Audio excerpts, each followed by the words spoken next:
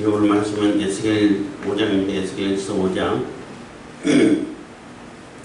예루살렘의 죄악의 결과를 얘기하고 있는 장입니다. 에스겔 4장에서는 여러가지 세 가지의 상징이 나오고 5장 1절부터 4절까지 네 번째 상징이 나오는데 그런 여러가지 상징을 통해서 이스라엘을 하나님께서 반드시 심판하시겠다는 것을 거듭거듭 이렇게 강조해주고 있고 또 행위 예언이라고 말할 수 있는데 에스겔이 평소에는 이렇게 말을 못하고 벙어리처럼 지내다가 하나님 말씀이 임할 때만 이렇게 말을 하게 되는 그러한 상태이기 때문에 말로 주저리 얘기한다고 해가지고 그들이 듣냐 안 듣죠. 안 그래도 안 듣는데 말을 많이 하면 많이 할수록 더 안 듣죠. 그렇기 때문에 퍼포먼스로 아예 눈에 시청각 교육할 수 있도록 눈에 뻔히 보이도록 예루살렘 모형을 만들어 놓고 거기에 성벽이 다 둘러싸이고 사다리가 놓아지고 공성태가 놓아지고 그렇게 쌓여 있으면서도 그 사이에 에스겔하고 또 성벽 사이에 철판을 가지고 요리하는 철판이라고도 할 수 있는데 어쨌든 철판을 중간에 세우라는 얘기예요. 그 얘기는 아무도 예루살렘을 도와줄 존재가 없다는 거예요. 자꾸 애굽을 이렇게 의지하고 애굽에서 기대하고 했지만 아무런 도움 못 받을 그런 의미고 7절을 제가 제대로 설명을 못했는데 너는 또 애호산 예루살렘을 향하여 팔을 벗고 메고 예언하라 한 얘기는 그 예루살렘을 향하여 딱 째려보고 아주 집중적으로 보고 이렇게 예언하라는 얘기이기 때문에 하나님의 심판이 결코 그냥 지나지 그냥 없어지지 않는다는 얘기. 반드시 하나님께서 심판하신다는 거예요. 하나님의 심판을 피할 수 없다는 그런 뜻이고 팔을 벗어내고 예언하라는 얘기는 우선 바로 이렇게 설명할 수 있는 것은 우리나라에도 팔을 걷어붙이고 일을 한다라는 거 할 때 굉장히 적극적으로 또 아주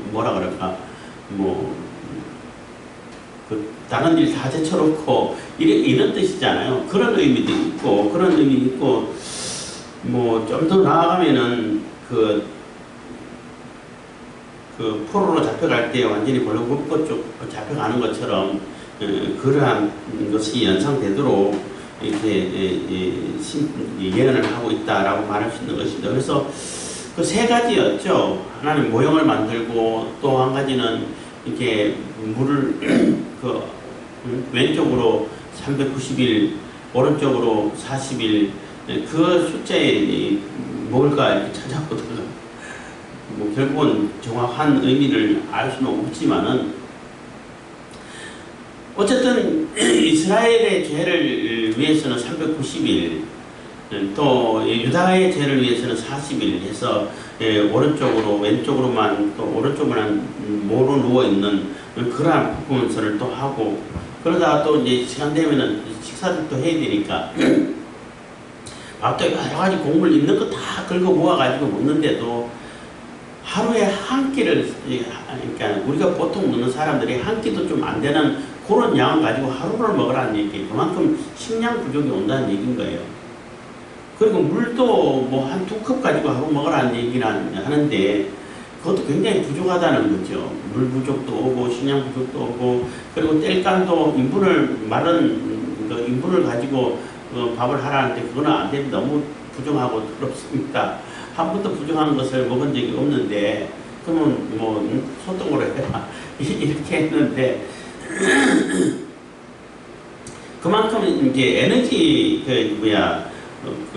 부족도 온다는 거죠. 그러니까 다 성이 둘러싸여 있으니까 먹을 것도 없고 땔감도 없고 다 부족하다는 거예요. 그래서 그러한 모습을 이렇게 보여주면서 또 한편으로는 또 이제 칼은 이게 작은 칼이라기보다는 이렇게 전쟁하는 칼이라고 말할 수 있어요. 그 칼 가지고 자기 머리털을 다 잘라. 수염도 다 잘라. 이 머리털 자르고 수염 자른다는 얘기는 굉장히 모욕적인 것을 얘기하는 거예요. 굉장히 수치를 당하고 모욕을 당할 것이다 라는 것을 보여주는데, 그 털을 잘라갖고 털을 이렇게 모아가지고 이렇게 산더분하고, 그 산더분 해가지고 하나는 불에 사르고 또 한편은 칼로 치고 또 이렇게 나머지는 이렇게 다 흩으라는 얘기. 흩으라는 얘기는 온 사방으로 남아있는 자들이 다 흩어진다는 뜻이에요. 그래서 흩어야 할 그 트럭 중에 일부를 또 고개 보자기에 쌌는데, 보자기에 쌌던 그 트럭도 일부는 불에 살라버리고 나머지만 이렇게 간직하라는 얘기인데, 그 중에 조금 일부가 남은 자가 된다는 거죠. 하나님의 보호를 받는 자가 된다는 겁니다. 남은 자로서 이렇게 보자기에 싸졌다가 불에 태워지는 것은 끝까지 하나님의 말씀 듣지 않고 애국으로 내려가지 말라 했는데도 불구하고 애국으로 내려갈 때 예레미야까지 잡아서 내려가고 한 그 자들 결국은 다 전쟁에 불에 다 살라지는 그러한 운명을 맞이했다는 것입니다. 그래서 하나님께서 예루살렘을 반드시 심판하실 것이다. 이 심판은 하나님이 내리시는 심판이기 때문에 피할 방법이 없다는 거예요. 어떤 존재도 막아설 수 있는 존재가 없다는 거예요. 그만큼 확실하게 눈에 선이 보이도록 예루살렘이 이렇게 망할 거야 라는 것을 계속 이렇게 예언을 하고 있는 거죠. 그러한데도 불구하고 안 듣고 돌이키지 않으니까 뭐 어떻게 방법이 있겠어요? 그냥 망하는 수밖에 없는 거죠. 그러한 내용이 이제 4장 5장인 것입니다. 5장 1절입니다. 인자야, 너는 날카로운 칼을 취하여 삭도를 삼아 내 머리털과 수염을 깎아서 저울에 달아 나누었다가, 저울에 달아 나누어라는 얘기는 그래도 뭐 대충적으로 그냥 한 뭉텅이 이렇게 해가지고 천 게 아니라 저울에 달아라는 게 굉장히 정확한 계산을 얘기하는 거잖아요. 나눌 때 정확하게 나누라는 얘기를 한 얘기는 그만큼 하나님께서 계산된, 이미 확실하게 계획된 그러한 심판이 내려진다는 거예요. 그러니까 하나님이 그냥 너무 갑자기 분노해가지고 감정에 치우쳐가지고 이렇게 막 심판에 몰아버린 것이 아니라 저울에 달아진 것처럼 정확하게 계산해가지고 계획해가지고 심판하시겠다는 겁니다. 이 심판이 임하는 것은 하나님의 정확한 계획으로 인해가지고 심판이 임하게 된다는 것입니다. 그 가운데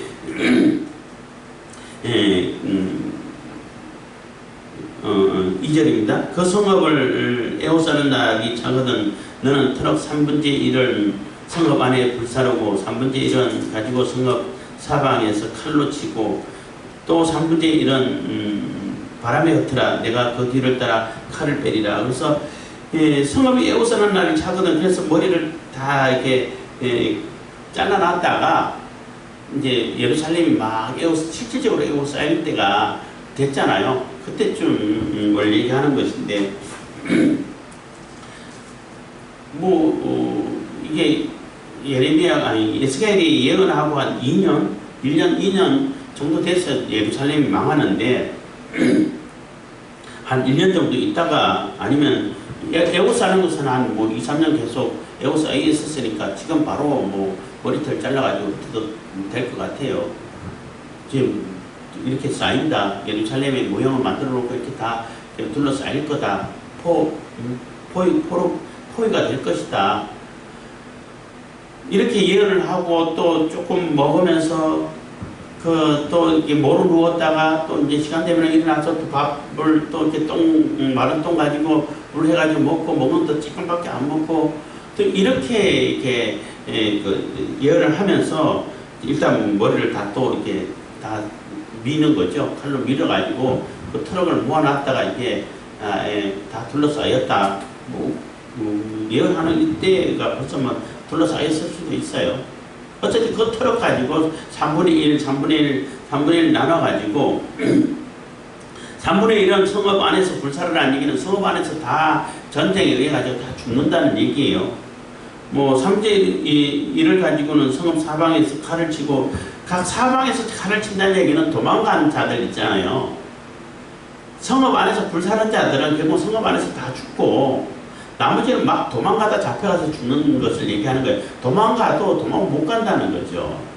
열심히 도망간다고 있었지만은 결국 다 잡혀가지고 칼에 죽는다는 거예요. 그렇게 전쟁의 칼에 죽는다는 거예요. 그리고 3분의 1은 바람에 흩어라. 내가 그 뒤를 따라 칼을 베려라. 그래서 3분의 1은 이렇게 흩어버리는데 이 흩은다는 얘기는 사방으로 포로로 잡혀간다는 뜻이에요. 포로로 잡혀가고 또 도망가기도 하고 하는데 그 뒤를 따라서 칼을 뺀다는 얘기는 그 애국으로 도망가고 하나님께서 명령하지 않은 그러한 자들에게 결국 또 따라가서 전쟁의 칼이 쫓아가고 죽이게 된다는 거죠.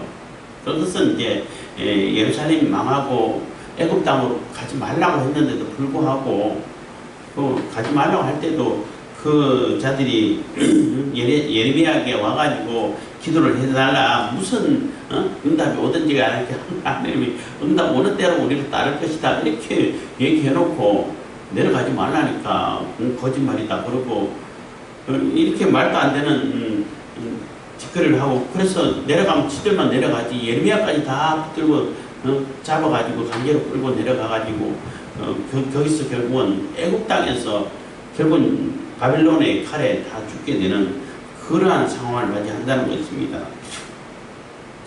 그리고 너는 트럭 중에 그러니까 흩어버릴 트럭 중에 조금을 가져다가 내 옷자락에 싸고 뭐 흩어버릴 트럭일 수도 있고 좀 나머지 3분의 1하고 좀 남은 트럭일 수도 있는데 정확하게는 뭐 어떻게 구분하기 어려운데 어쨌든 흩어버릴 트럭 중에겠지요. 그 트럭 중에서 조금 가져다가 내 옷자락에 싸고 옷자락에 싼다는 게 하나님의 보호를 받는다는 뜻이에요. 또 그 가운데서 얼마를 가져 불에 던져 살아라. 그 속에서 불이 이스라엘 온 족속이 흘러나오리라. 그래서 다 보호가 되는 것이 아니라 옷자락에 쌌음에도 불구하고 하나님의 보호를 잊지 못하고 불에 사름을 당하는 그런 존재들이 있다는 거예요. 아까 얘기했던 것처럼 애국으로 이렇게 굳이 내려가려고 해서 내려가가지고 결국은 하나님의 심판, 그게 바벨론의 칼에 결국은 다 죽게 되는 그러한 불효를 얘기한다고 말할 수 있는 것입니다. 그래서 이렇게 이게 퍼포먼스라고 그러죠. 퍼포먼스로 이렇게 사람들에게 이렇게 눈에 딱 각인이 되도록 도대체 저 사람이 뭐 하는 거야? 왜 저런 행동을 하지? 왜 저러고 있어? 이러고 계속 영상으로 눈으로 보여지기 때문에 말로 하는 것보다도 더 생생하게 저게 무슨 의미일까? 아, 저렇게 하는 것이 무슨 뜻일까? 이렇게 생각될 수 있잖아요. 그렇기 때문에 하나님께서 반드시 이 예루살렘을 심판하실 것이라는 것을 몇 번 강조를 하는 거예요. 여러 번 강조를 하는 것이고 이렇게 될 것이다 라고 이렇게 퍼포먼스를 하는 것이고 그 퍼포먼스를 하는 그 의미를 5절부터는 다시 이제 설명해 주고 있는 것입니다. 5절입니다. 주 여호와께서 가라사대 이것이 곧 예루살렘이라 내가 그를 이방인 가운데 두어 열방으로 둘러 있게 하였거늘. 그래서 이것이 곧 예루살렘이라 그러니까 이렇게 둘러싸여 있고 이렇게 처참한 그러한 부족 상태를 입고 또 몸도 마음대로 이렇게 잘 때도 그러니까 뒤적뒤적 못하고 한쪽으로만 누워가지고 잘 수밖에 없는 그러한 상황을 맞이하는 것은 예루살렘이 심판을 얘기한다는 것입니다. 이것이 그게 바로 예루살렘이라는 거죠. 예루살렘에 처할 그러한 운명이라고 말해야 되나요? 결과가 된 그 예루살렘의 죄에 대한 결과가 그렇게 심판으로 다가올 것이라는 겁니다. 예루살렘이라 내가 그를 이방인 가운데 두어 열방으로 둘러 있게 하였거늘. 그래서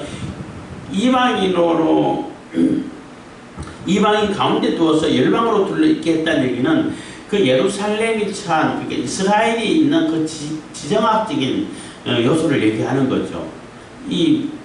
그 예루살렘이 있는 이스라엘이 어떤 지역이냐면 남쪽에는 아프리카고 북동쪽에는 아시아고 북서쪽에는 유럽이에요. 그러니까 3개 지역이라고 해야 되나요?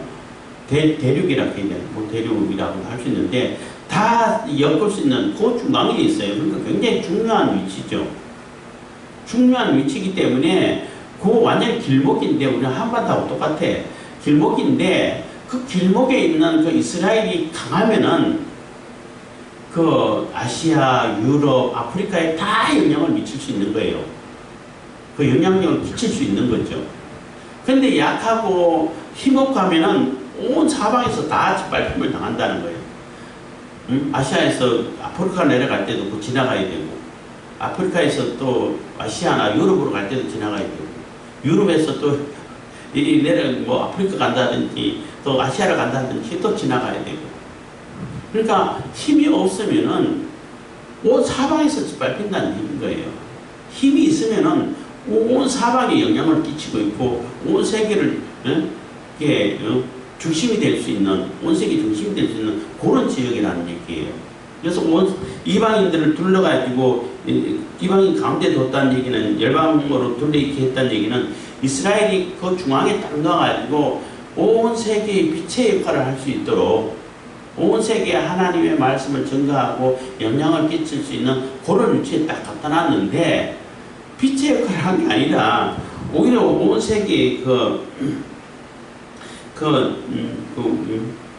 모욕거리가 되고 또 거치는 돌이 되고 이러한 상황이 됐다는 겁니다.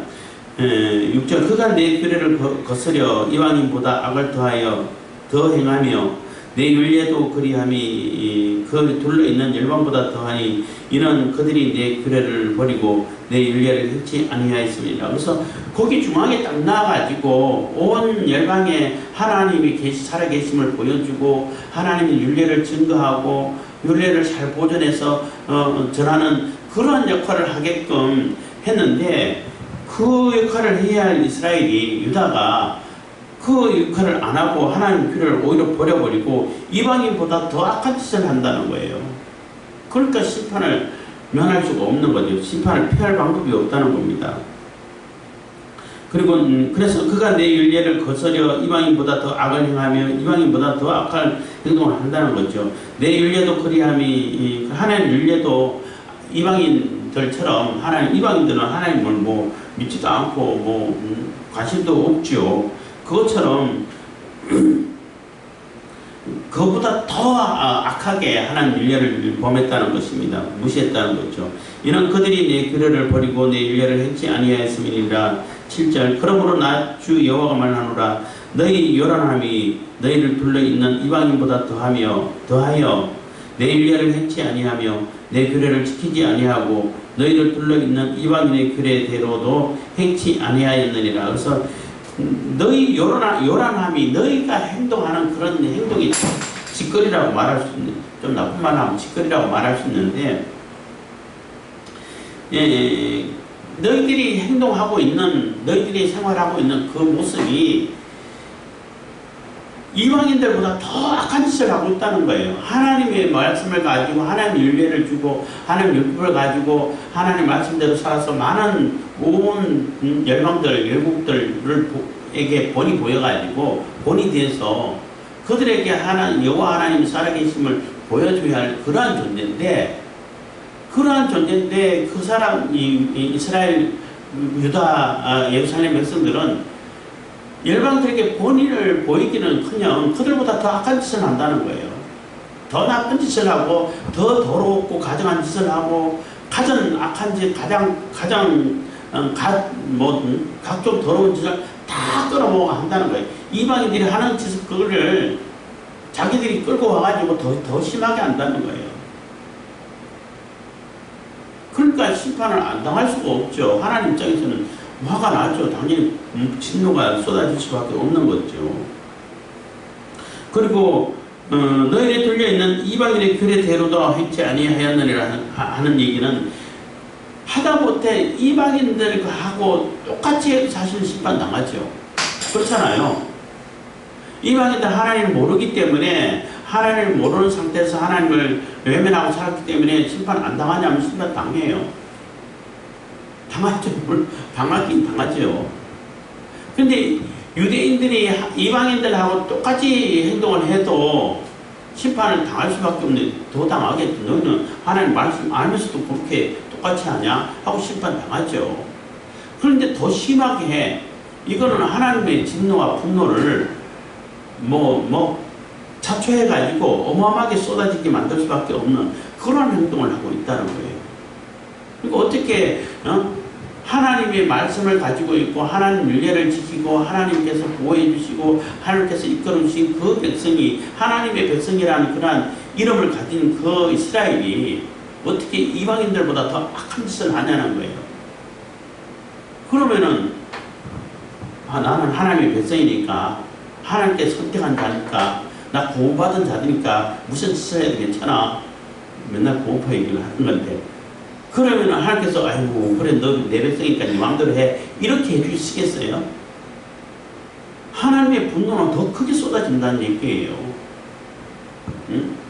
제가 자주 말씀드리지만은 경건을 이익의 재료로 삼는 사람들은 우리 사람들이 볼 때는 똑같이 믿음 생활 잘하고 신앙 좋은 것처럼 보이겠지만은 하나님 보실 때는 분명하게 구분한단 말이에요.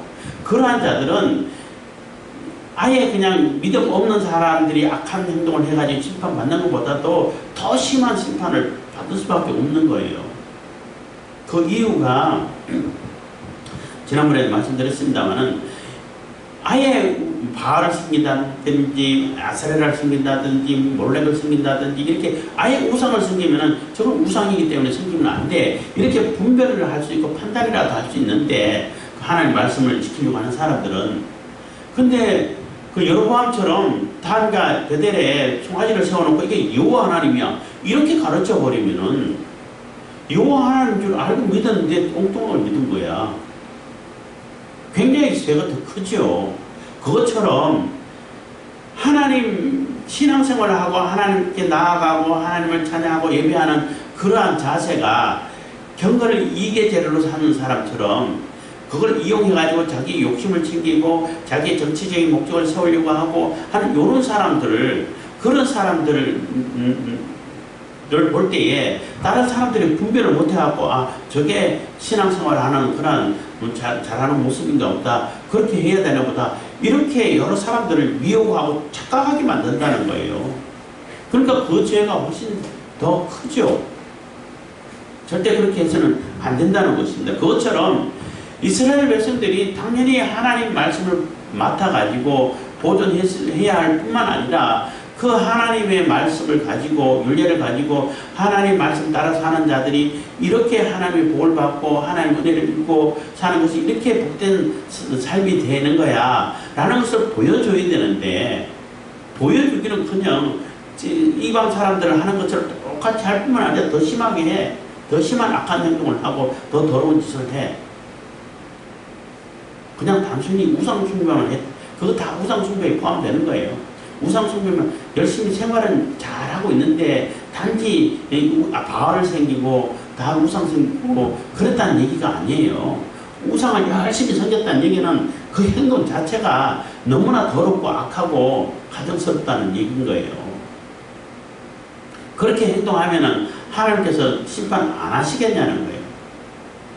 반드시 한다는 거예요. 그러니까 절대 이 심판을 너희들 못 피할 거야 하는 얘기가 되는 거예요. 그래서 그 사이에 그 칠판을 갖다 세우라는 얘기는 아무의 도움도 어떤 존재도 못 도와줄 거야. 심판에 하나님께서 심판하실 때 예루살렘에 향해 가지고 똑바로 쳐다보고 심판하라 그러니까 예언하라는 얘기는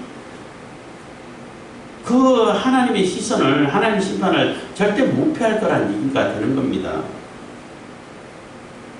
8절입니다. 그러므로 나 주 여호와가 말하노라 나 곧 내가 너를 치며 이방인의 목전에서 너희 중에 벌을 내리되 9절 내 모든 가정한 일로 인하여 내가 전무후무하게 내게 내릴지라 해서 내 모든 가정한 일 이렇게 가정한 짓을 해가지고 했기 때문에 내가 벌을 내리는데 전무후무하다는 얘기는 지금까지 너희들 안 겪어보지 못한 그러한 정도로 앞으로도 이러한 이렇게 심한 심판은 당하지 않을까요? 물론 비슷하게는 또 당하긴 당했죠.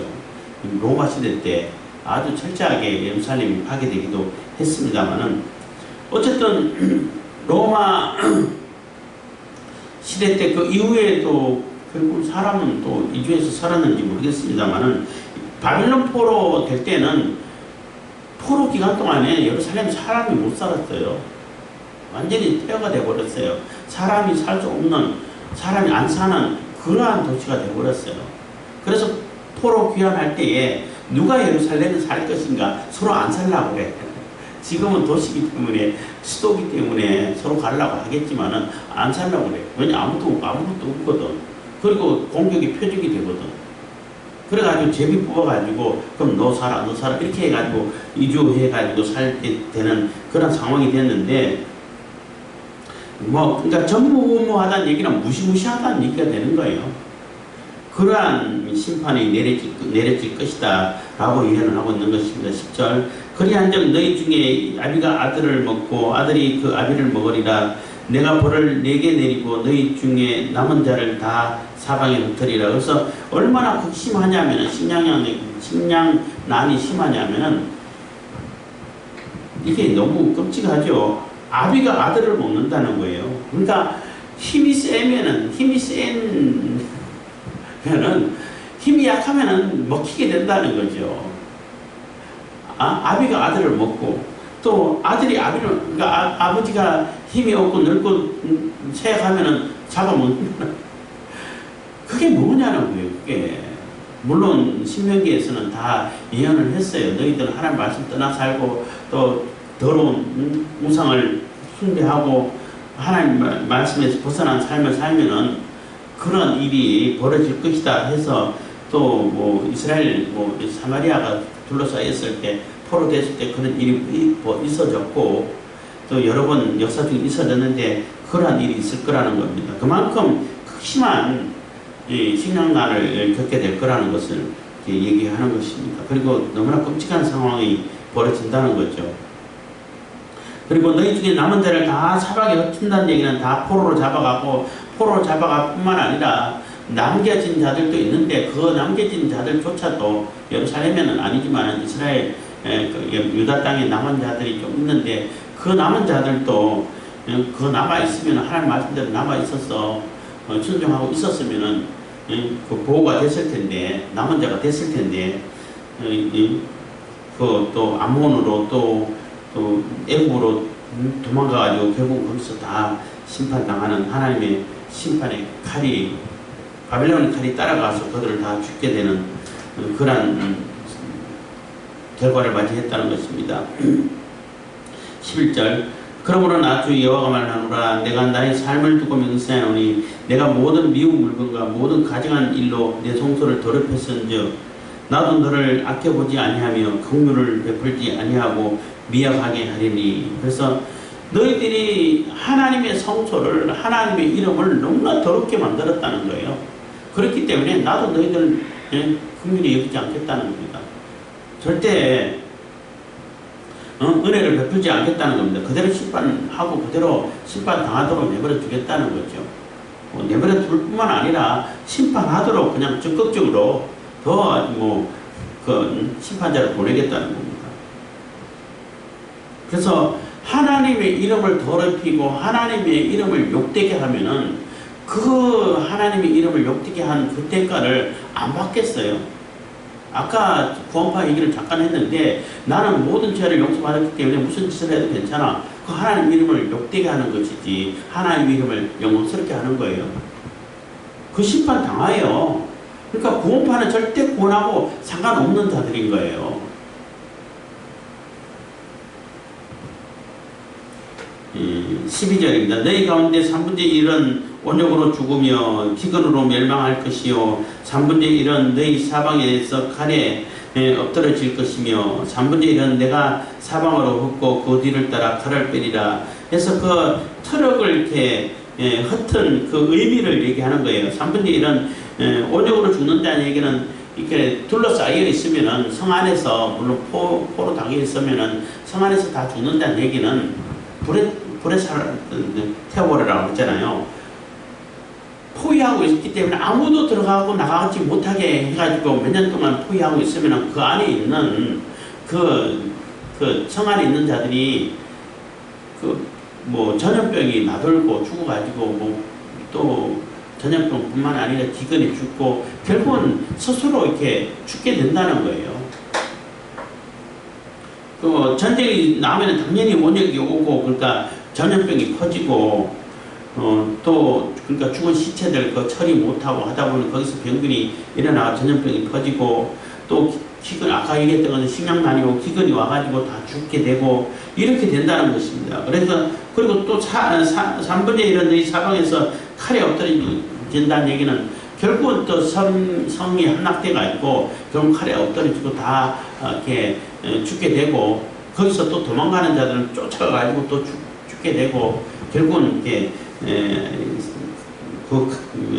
적군의 칼에 다 죽게 된다는 것입니다. 그리고 나머지 3분의 1은 다 사방으로 흩을 것인데 다 흩을 것인데 흩어진 그 자들 중에 일부는 옷자락에 싸가지고 보호가 된다는 것이고 보호하려고 했던 흩어진 자들 중에서도 칼이 따라가지고 죽는 자들도 물론 있고 보호하려고 옷자락에 쌓은 얼마 되지 않는 그것도 일부는 또 이렇게 죽게 되는 그러한 상황을 맞이하게 된다는 것입니다. 13절 이와 같이 내 노가 달아 다한즉 그들에게 향한 분이 풀려서 내 마음이 시원하리라. 내 분이 그들에게 다한즉 나 여호와가 열심으로 말한 줄을 그들이 알리라. 그래서 이게 하나님의 어마어마한 분노라는 얘기인 거예요. 진노라는 거죠. 분노를 스스로 사가지고 분노가 이렇게 쏟아져가지고 결국 예루살렘이 이렇게 다 흩어지고 다 죽고 멸망당하고 그런 상황이 됐어야 하나님의 분노가 풀리는 얘기는 하나님의 분노를 다 쏟았다는 얘기가 되는 거죠. 그런 상황을 맞이한 상태를 겪은 다음에야 나 여호와가 열심으로 말한 줄을 그들이 알리라 하는 얘기는 그동안 얼마나 열심으로 선지자를 보내서 얘기를 했어요. 수없이 보내가지고 예언을 하고 회개하고 돌아오라 예레미야는 눈물로 호소를 하고 그래도 안 돌아왔잖아요. 그리고 에스겔은 포로지에 가가지고 아예 그냥 눈에 선이 보이도록 퍼포먼스를 통해가지고 예언을 하고 있잖아요. 그럼에도 안 돌아오니까 하나님께서 얼마나 그동안 열심을 가지고 이스라엘 유다 사람들이 예루살렘 백성들이 하나님께 돌아오기를 소망했는지를 그때 가서야 알 거라 하는 얘기가 되는 겁니다. 그만큼 하나님께서는 열심으로 수없이 많은 선지자를 보내서 예언을 했다는 것입니다. 경고를 했다는 거죠. 14절 내가 또 너로 황목해 하고 너를 불러있는 이방인 중에서 모든 지나가는 자의 목전에 능력거리가 되게 하리니 완전히 수치거리가 되고 속담거리가 되고 또 이게 욕을 당하게 된다는 것입니다. 되게 하리니 15절 내 노와 분과 중한 책망으로 내게 벌을 내린적 너를 둘러있는 이방인에게 내가 수욕과 조롱을 당하고 경계와 괴이한 것이 되리라. 나 여호와의 말이니라. 그래서 이방인에게 내가 수욕과 조롱을 당하고 경계와 괴이한 것이 되리라는 얘기는 와 어떻게 저럴 수가 있을까. 하나님 말씀대로 안 살면은 하나님께서 진노하시면은 저렇게 당하는 거구나 이렇게 샘플이 된다는 거예요. 하나님 여호와 하나님을 천지를 지으시고 이 우주 만물을 지으시고 다 주관하시는 그 여호와 하나님을 섬겼는데 어떻게 저런 일을 당할 수 있어? 이런 의문을 가지게 된다는 거예요. 이 제3자 일반 사람들이 볼 때는 이단이든지 또 정상적인 기독교인지 다 기독교를 지불을 하잖아요. 다 똑같이 보인다는 거죠.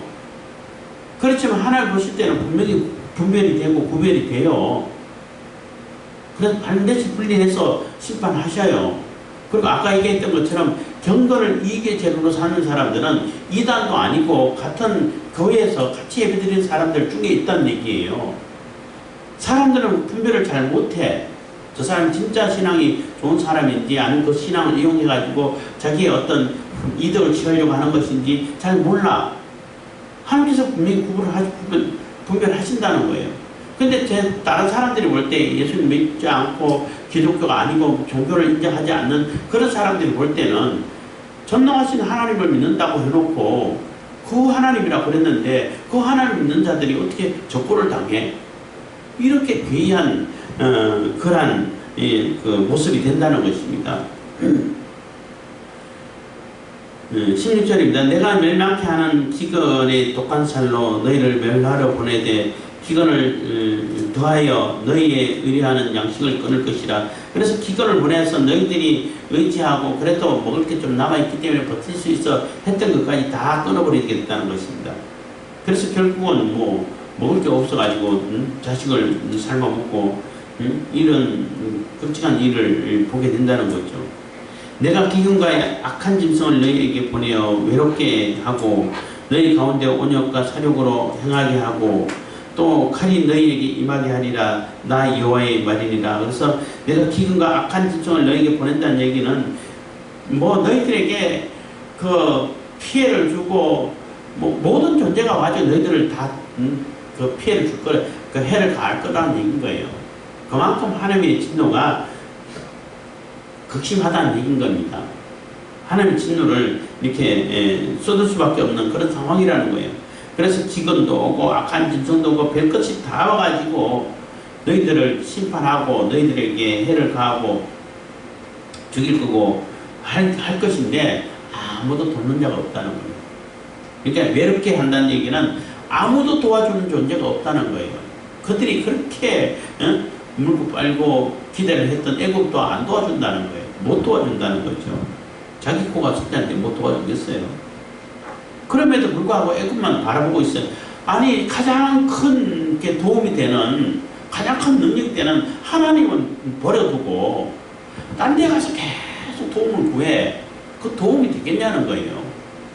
아무도 도와주지 못하고 외롭게 되고 하나님께서 진노하셨기 때문에 하나님도 안 도와주신다는 얘기, 아무도 도울 수가 없다는 얘기가 되는 거죠. 그래서 외롭게 된다는 겁니다. 외롭게 하고 너희 가운데 온역과 사욕으로 행하게 하고 또 칼이 너희에게 임하게 하리라. 나 여호와의 말이니라. 그래서 나 여호와의 말이니라 한 얘기는 에스겔 1장에서 여호와 하나님이 얼마나 엄중하고 위험이 있고 거룩하신 분이고 여호와 하나님을 모시고 있는 거룩 천사들, 그 천사들만 해도 엄청난 위험이 있는 그러한 존재들인데 함부로 우리가 뭐 나설 수 있는 그런 존재가 아닌데 그 거룩 천사들이 모시고 있는 그 여호와 하나님은 얼마나 위험이 있는 분이냐는 거예요. 그 하나님의 말씀이라는 거예요. 반드시 이루어진다는 거죠. 그래서 그 예레미야한테도 마찬가지고 에스겔한테도 마찬가지고 여호와의 말씀이라 하는 그 말씀을 너무나 가볍게 생각해. 아무데나 여호와 하나님의 뜻이야. 아무데나 그 이슬람 사람들은 인샬라고 그래. 그런 짓 하지 말라는 거예요. 응? 아무데나 가서 여호와 하나님 말이야, 하나님의 뜻이야 갖다 붙이는 거예요. 내가 조금 뭐 이렇게 하다 보면 하나님 뜻이야. 그런 짓 하지 말라는 거예요. 하나님 그렇게 가볍게 여김을 받고 취급을 당하는 그런 분이 아니라는 얘기예요. 어마어마하신 분이라는 거예요. 그 거룩들 천사들조차도 하나님 앞에서는 부끄러워가지고 그 천사들이 뭐 죄가 있나요? 없잖아요. 너무나 우리가 볼 때는 너무나 깨끗한 존재로 볼 수 있는데 그 존재도 너무나 부끄러워서 자기 얼굴을 가려야 되고 발을 가려야 되는 그러한 어마어마한 거룩하신 분이신데 그 하나님 말씀을 너무나 가볍게 취급을 하고 함부로 여기고 너무나 우습게 생각하는 그 이스라엘 유다 백성들 심판 안 당하겠냐는 거예요. 심판하신다는 거예요. 여기서도 나 여호와의 말이니라 한 얘기는 그 위험이 있으신 그 하나님 말이니까 반드시 실행하신다는 거예요. 그렇기 때문에 우리가 하나님의 말씀을 함부로 여겨서는 절대 안 된다는 것입니다. 함부로 여겨서는 안 되고 여호와의 이름을 망령되이 일컫지 말라는 얘기하고 똑같은 통하는 얘기인데 하나님 말씀을 이렇게 농담 삼아서 가볍게 쉽게 생각해가지고 뭐 내가 뭐 좀 하다 보면은 뭐 하다 사람들이 말 잘한다면 이게 하나님 뜻이야 이렇게 아무데나 함부로 갖다 붙이지 말라는 얘기인 거예요. 그렇지만 하나님의 말씀이라는 얘기는 반드시 이루어질 거라는 얘기인 거예요. 그럼 반드시 이루어질 하나님 말씀 들었으면은 그 말씀에 대해서 그 경계심을 가지고 하나님께서 이렇게 진노하고 계시는구나, 분노하고 계시는구나, 심판하시려고 하시는구나 하고 깨닫고 거기 바로 엎드려야지. 하나님 뜻을 받들어서 다시는 안 모르겠습니까? 어떻게 하면 되겠습니까? 하나님 뜻을 찾아야지. 그런데도 안 들어. 그럼 방법이 있어요? 그냥 망하는 수밖에 없어요. 기도하겠습니다. 사랑해 주시는 감사합니다. 이 시간에도 은혜와 복을 주시는 감사드립니다.